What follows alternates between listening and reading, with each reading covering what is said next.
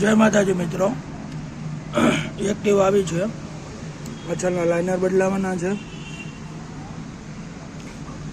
આમાં થોડાક લીટા પાડી દીધા છે. ડ્રમ થોડોક ખરાબ થઈ ગયું હતું એટલે લાઇનર નવા નાખી દીધા, જૂના કાઢી નાખ્યા છે. ફિલ્ટર સાફ કરવાનું છે. આગળના વ્હીલના બી લાઇનર બદલાવાના છે. ગાડી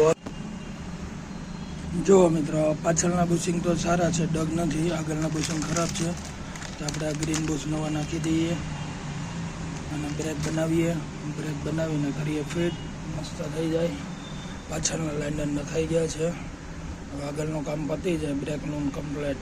એટલે ફિલ્ટરને એવું સાફ કરવાનું છે. સ્ટીરિંગ ડગ છે,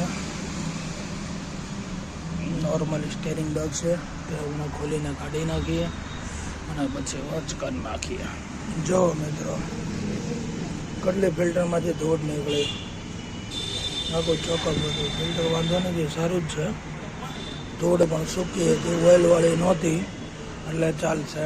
ફિલ્ટર સારું છે. કરીએ સાફ સફાઈ અને કરીએ ફિટ. અને ચાલો હવે છેલ્લું સ્ટેરિંગ ડગ કાઢી નાખી છે અંદરથી.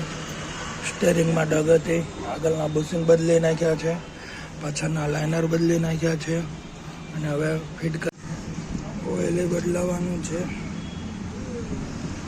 ઓઇલે કેટલું 200-300 ગ્રામ જ નીકળ્યું છે.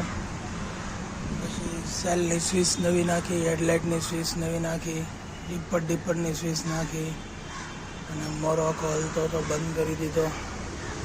બધું જ ક્લિયર થઈ ગયું. બસ છેલ્લું લાસ્ટ ઓઇલ બદલાવીને ગાડી વોચ કરવાની છે. ચલો મિલતે અગલે वीडियो में. जय माता दी.